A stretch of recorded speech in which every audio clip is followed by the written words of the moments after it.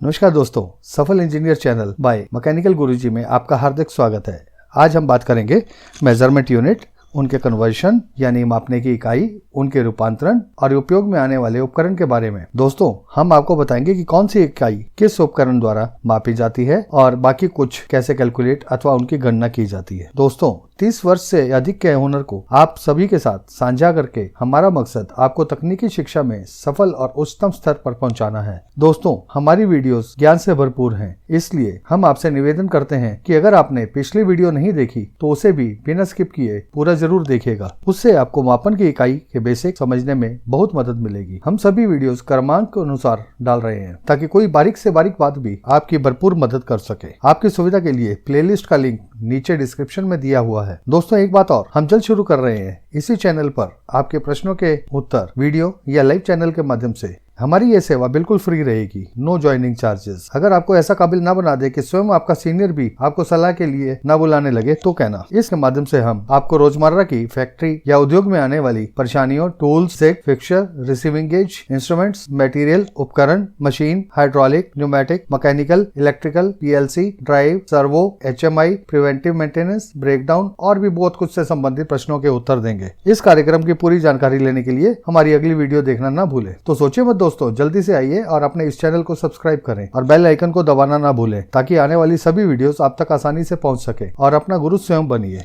तो दोस्तों, आइए आज के टॉपिक पर आते हैं। आज हम जानेंगे मेजरमेंट यूनिट और उनके कन्वर्शन यानी मापने की इकाई, उनके रूपांतरण और उपयोग में आने वाले उपकरण के बारे में। दोस्तों, मैं आपको एक बहुत ही रोचक इतिहास से परिचित कराता हूं। दोस्तों, जब विश्व मापन और उसकी इकाई की जरूरत के दौर से गुजर रहा था तो कई देश अपनी अपनी विधि को अंजाम देने में जुट गए। यूएस और उससे संबंधित देशों ने इंपीरियल प्रणाली को प्राथमिकता दी और कैनेडियन डॉलर के सिक्के से थोड़ा सा कम 1 इंच माना गया। कुछ देश प्रथम उंगली की पहली लाइन तक के हिस्से को लगभग 1 इंच मानने लगे। हमारे पैर के तले की लंबाई के बराबर लगभग 1 फुट माना जाने लगा। अगर हम बाजू को फैला दें तो उंगली के छोर से हमारी छाती के बीच सेंटर तक की दूरी को लगभग 1 यार्ड या 1 गज माना जाने लगा। इसी तरह हमारे भारत में भी पौराणिक समय में उंगली, गेट, बाजू, कोहनी, कदम इत्यादि का इस्तेमाल होने लगा। आपने शायद आज भी बुजुर्गों से सुना होगा, हमारे खेत की लंबाई 100 या 200 हाथ या बाजू थी या कदम थे। दोस्तों, ये सब क्योंकि लगभग वाली मापन क्रिया थी। सभी इंसान की उंगली, बाजू, पैर, कोहनी, हाथ या शारीरिक अंग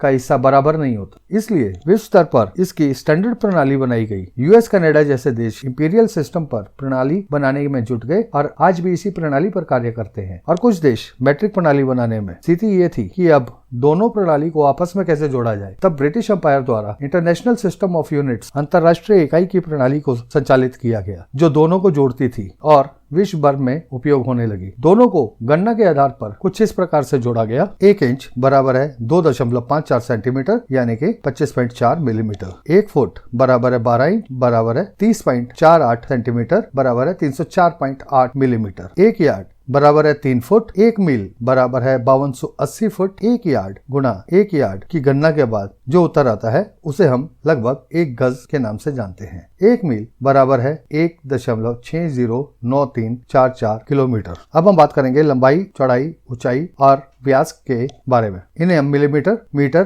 किलोमीटर, इंच या फुट में मापते हैं। इनके लिए जो मापन यंत्र उपयोग होते हैं वे हैं स्केल या फुट्टा, मेजरिंग टेप या जिसे हम इंची टेप भी कहते हैं, वर्नियर कैलिपर, माइक्रोमीटर और हाइट गेज। स्केल, रूलर या फुट्टा देखने में कुछ इस प्रकार से होता है। मेजरिंग टेप देखने में कुछ इस प्रकार से होता है। वर्नियर कैलिपर इस प्रकार से होता है। माइक्रोमीटर इस प्रकार से और ये हाइट गेज। थ्रेड पिच, चूड़ी के बीच की दूरी, चूड़ी की पिच, उसे नापने के लिए जो हम उपकरण का इस्तेमाल करते हैं उसे हम थ्रेड पिच गेज कहते हैं, जो इस प्रकार। अर्धव्यास या त्रिज्या को मापने के लिए रेडियस गेज का इस्तेमाल किया जाता है जिसमें अलग अलग अर्धव्यास के सांचे कटे हुए होते हैं। एंगल को मापने के लिए एंगल प्रोटेक्टर या डिग्री प्रोटेक्टर का प्रयोग किया जाता है। वजन को मापने के लिए वजन मापने का पैमाना आता है जिसे हम वेइंग स्केल के नाम से जानते हैं। तापमान को मापने के लिए हम थर्मोमीटर का प्रयोग करते हैं। सतह के खुरदरापन को मापने के लिए सरफेस फिनिश टेस्टर का उपयोग किया जाता है और हार्डनेस यानी कठोरता को मापने के लिए हार्डनेस टेस्टर का इस्तेमाल किया जाता है। अब हम बात करेंगे स्केल या फुटे की, जो लंबाई, चौड़ाई, ऊंचाई या व्यास मापन के यंत्र के तौर पर काम करता है। एक स्केल या फुटे में एक तरफ मेट्रिक पैमाना दिया हुआ होता है और दूसरी तरफ इंपीरियल या इंचेस। आइए अब हम इसे जूम करके देखते हैं। अगर हम मेट्रिक पैमाने की बात करें तो कुछ स्केल में 1 सेंटीमीटर में 10 भाग होते हैं और कुछ सेंटीमीटर में 20। आइए इनका विवरण देखते हैं। 1, 2, 3, 4, 5, 6, 7, 8, 9 और ये 10। 1 सेंटीमीटर में 10 भाग मतलब एक भाग बराबर है 1 सेंटीमीटर भाग 10 या 1 सेंटीमीटर बटा 10, जिसे हम 0.1 सेंटीमीटर भी कह सकते हैं या 1 मिलीमीटर भी कह सकते हैं। दोस्तों पिछली वीडियो में मैंने आपको बताया था 1 सेंटीमीटर में 10 मिलीमीटर होते हैं और 10वां भाग 1 मिलीमीटर का बनेगा। अब हम बात करते हैं जहां 20 भाग होते हैं। 1, 2, 3, 4, 5, 6, 7, 8, 9, 10, 11, 12, 13, 14, 15, 16, 17, 18, 19 और ये 20। तो हम ये कह सकते हैं कि जो 10वां भाग था उसका भी आधा भाग कर दिया जाता है। एक भाग बराबर है 1 सेंटीमीटर बटा 20 बराबर है 0.05 सेंटीमीटर या हम उसे 0.5 मिलीमीटर या आधा मिलीमीटर भी कह सकते हैं। अब हम इंच की बात करते हैं, इंपीरियल यूनिट की। दोस्तों फुटे में नीचे 16, 32 और 64 की फिगर कई बार लिखी होती है। मालूम है दोस्तों ये किस लिए लिखा होता है? ये फ्रैक्शन दिखाए हुए होते हैं। 1 इंच में कितने फ्रैक्शन हैं? अगर हम बात करें तो 4 से 5 के बीच में आप देखिएगा 16 भाग हैं, 0 से 1 इंच के बीच में 32 भाग हैं और इसी प्रकार 3 से 4 इंच के बीच में 64 भाग दर्शाए जाते हैं। अब हम बात करें जहां 8 भाग दर्शाए गए हैं वहां 1 इंच बटा 8 बराबर है 1/8 इंच, जिसे हम एक सूत्र के नाम से भी जानते हैं। जहां 16 भाग विभाजित किए जाते हैं वहां 1 इंच बटा 16 बराबर आधा सूत्र या 1/16 इंच। जहां 32 भाग दर्शाए जाते हैं वहां 1 इंच बटा 32 बराबर है 1/32 इंच बराबर है 1/4 सूत्र। जहाँ 64 भाग किए जाते हैं वहाँ 1 इंच भाग 64 बराबर है 1/64 इंच। दोस्तों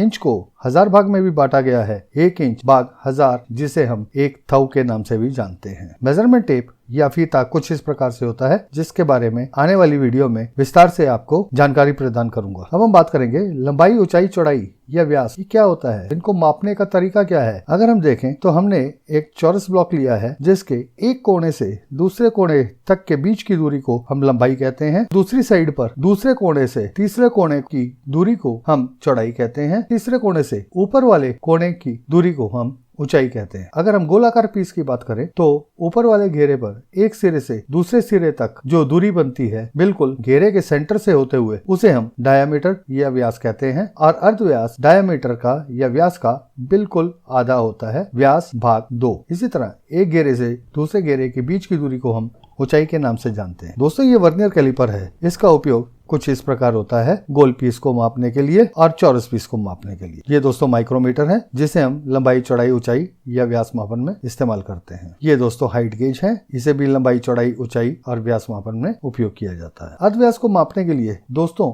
एक स्टैंडर्ड पैमाना भी आता है, एक स्टैंडर्ड यंत्र जो कुछ इस प्रकार होता है देखने में। इसके अंदर बहुत सारी पत्तियां होती हैं जिनमें अर्धव्यास के आकार में सांचे कटे हुए होते हैं। अगर हमें किसी भी गोलाकार का अर्धव्यास ज्ञात करना है तो उसके लिए जब उस गोलाकार पीस और सांचे के बीच में गैप या रोशनी दिखनी बंद हो जाए उसे हम ओके मानते हुए साइज निर्धारित करते हैं। अब बात आती है दोस्तों थ्रेड पिच, चूड़ी के बीच की दूरी। उसको मापने के लिए जिस यंत्र का उपयोग होता है वह इस प्रकार दिखता है। इसके अंदर भी दोस्तों बहुत सारी पत्तियां होती हैं जिनके अंदर हर एक चूड़ी की पिच के हिसाब से सांचे कटे हुए होते हैं और इन्हें चूड़ी के ऊपर रखकर कुछ इस प्रकार मापा जाता है। दोस्तों यहाँ हमने अलग पिच की गेज इसके ऊपर रखने की कोशिश की तो ये देखिए ये गेज पूरी चूड़ी पर नहीं बैठ रही है। इसका मतलब ये गेज इसके लिए ओके नहीं है। अब हम दूसरी पिच की गेज को उठाकर जब हम इस चूड़ी के साथ मैच कराने की कोशिश करेंगे तो आप देखिए हर तरफ बराबर दूरी नजर आ रही है, या ये कहें कि हर तरफ बराबर रोशनी नजर आ रही है। जब हम इसके साथ इसे मिलाएंगे तो ये पूरी बैठ जाएगी और रोशनी आनी बंद हो जाएगी। तो इसका मतलब यह चूड़ी की सही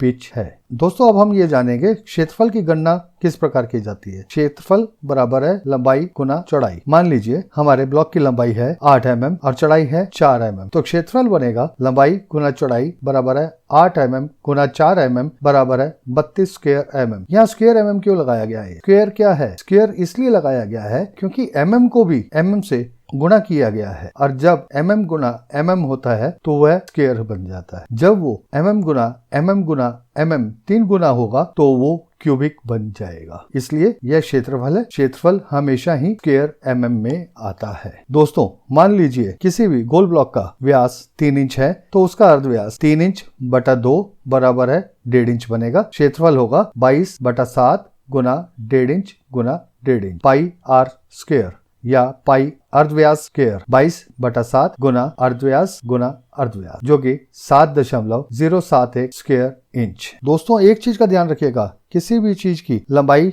चौड़ाई ऊंचाई या व्यास मापते वक्त इकाई एक ही होनी चाहिए। अब हम बात करते हैं चौरस ब्लॉक के आयतन की। मान लीजिए लंबाई है यहाँ 8 मिलीमीटर, चौड़ाई 4 मिलीमीटर और ऊंचाई 5 मिलीमीटर, तो आयतन बनेगा लंबाई गुना चौड़ाई गुना ऊंचाई। यहाँ तीनों इकाइयां mm में ली गई हैं, 8 गुना 4 गुना 5। दोस्तों मैंने बताया था आपको कि mm को 3 बार गुना करेंगे तो वो क्यूबिक mm में बदल जाएगा, इसलिए उत्तर है 160 क्यूबिक mm। अब मान लीजिए गोलाकार में अगर हमने आयतन की गणना करनी है तो वो इस प्रकार होगी। मान लीजिए व्यास 3 इंच, तो अर्धव्यास बनेगा 3 इंच भाग 2 बराबर है 1.5 इंच, और गोलाकार पीस की ऊंचाई है 2 इंच, तो आयतन बराबर है 22 भाग 7 गुना 1.5 गुना 1.5 गुना 2। अब यहाँ इंच 3 बार गुना हुए हैं तो इसलिए यह भी क्यूबिक इंच कहलाएगा। उत्तर आएगा 14.1428 क्यूबिक इंच। अब हम बात करेंगे आयतन मात्रा क्षमता, उसकी हम गणना किस प्रकार करते हैं। इसमें हम बाहर के कोने से लंबाई या दूरी को नहीं मापते, इसमें हमें भीतर की लंबाई को मापना होता है और इसी प्रकार भीतर की चौड़ाई को और भीतर की ऊंचाई को मापना होता है। मान लीजिए भीतर की लंबाई है 100 सेंटीमीटर, भीतर की चौड़ाई है 40 सेंटीमीटर, भीतर की ऊंचाई है 50 सेंटीमीटर। अब आयतन मात्रा क्षमता अंदर भरे जाने द्रव की मात्रा होगी लंबाई गुना चौड़ाई गुना ऊंचाई भाग 1000। दोस्तों ध्यान रखिएगा, जब भी हम आयतन मात्रा क्षमता की लीटर में गणना करते हैं तो उसके लिए बहुत जरूरी है कि हम अपनी इकाइयों को सेंटीमीटर में लें, यानी कि लंबाई चौड़ाई और ऊंचाई हम मापेंगे वो सेंटीमीटर में होगी। इसकी आयतन मात्रा क्षमता बनेगी 100 गुना 40 गुना 50 क्यूबिक सेंटीमीटर भाग 1000 बराबर है 2 लाख भाग 1000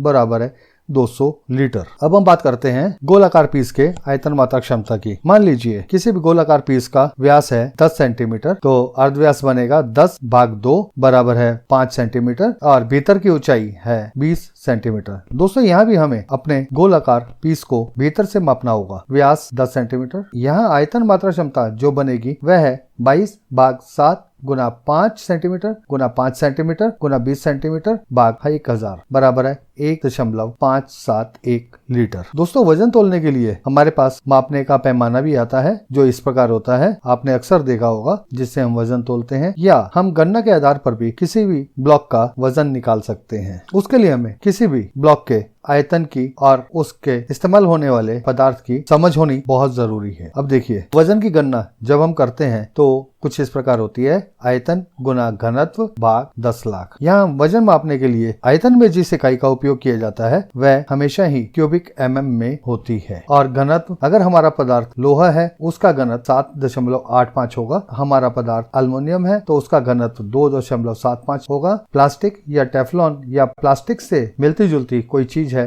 तो उसका घनत्व 1.30, ब्रास या पीतल का घनत्व 8.7 और कॉपर या तांबा 8.93। अब मान लीजिए किसी भी पीस का आयतन अगर 60,000 क्यूबिक mm है तो लोहे का वजन होगा आयतन गुना घनत्व भाग 10 लाख। 60,000 गुना लोहे का आयतन 7.85 है भाग 10 लाख बराबर है 0.471 किलो। 1 किलो में 1000 ग्राम होते हैं, इसलिए यह वजन बनेगा 471 ग्राम। अब हम अल्युमिनियम की बात करें, अल्युमिनियम में वजन आएगा 60,000 गुना अल्युमिनियम का घनत्व 2.7 भाग 10 लाख बराबर है 0.162 किलो या 162 ग्राम। इसी तरह टेफ्लॉन या प्लास्टिक का वजन अगर हमने निकालना है तो उसका वजन होगा 60,000 गुना प्लास्टिक का घनत्व 1.3 भाग 10 लाख बराबर है 0.078 किलो या 78 ग्राम। इसी तरह से दोस्तों पीतल और तांबे का भी वजन निकाला जाता है। जाता है। दोस्तों, ये वजन लगभग होता है क्योंकि किसी भी पदार्थ का घनत्व उसके अंदर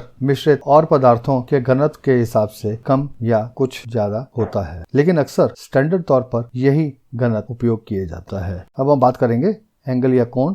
उसके लिए कुछ इस प्रकार का मापन यंत्र होता है। यह डिग्री प्रोटेक्टर है या इसे हम एंगल प्रोटेक्टर भी कहते हैं। ये डी या डिग्री प्रोटेक्टर आपने अक्सर स्कूलों में देखा होगा, या हम राइट एंगल का भी इस्तेमाल करते हैं जहां हमें पूरा 90 डिग्री का कोण बनाना होता है। इसके लिए बेवल प्रोटेक्टर का भी इस्तेमाल किया जाता है, जिसे मैं आने वाली वीडियोस में विस्तृत तौर पर जानकारी दूंगा। दोस्तों, ये है हार्डनेस टेस्टर। हार्डनेस टेस्टर किसी भी पदार्थ या ब्लॉक की कठोरता मापने के लिए इस्तेमाल होता है। अब हम बात करते हैं हार्डनेस की गहराई। दोस्तों, इसको मापने के लिए पहले पीस को काट कर उसे बहुत ही फाइन और अच्छी तरह से पॉलिश किया जाता है। अधिक कठोर क्षेत्र अधिक चमकीला होता है और कम कठोर क्षेत्र कम। दोस्तों, ये देखिए इस पिक्चर में दर्शाया गया है, जो बाहरी हिस्सा है वो थोड़ा सा अधिक चमकीला है, यह हार्ड या अत्यधिक कठोर क्षेत्र है, और बीच का हिस्सा नॉर्मल या नरम क्षेत्र है। पीस के बाहरी सतह से अंदर जहां नरम क्षेत्र शुरू होता है, इस बीच की दूरी को हम हार्डनेस डेप्थ या हार्डनेस की गहराई कहते हैं। दोस्तों, यह थर्मोमीटर है। यह अक्सर आपने देखा होगा, जो तापमान मापने के उपयोग में आता है। दोस्तों, अभी कुछ यंत्र ऐसे थे जिनके बारे में विस्तृत जानकारी की आवश्यकता है, तो वह मैं आने वाली वीडियो में आपको उनकी विस्तृत जानकारी से परिचित कराऊंगा। दोस्तों, अगर आपने अभी तक चैनल को सब्सक्राइब नहीं किया है तो आइए हमारे साथ जुड़े, सब्सक्राइब करें, जिससे आने वाली वीडियोस आप तक आसानी से पहुंच सकें। धन्यवाद।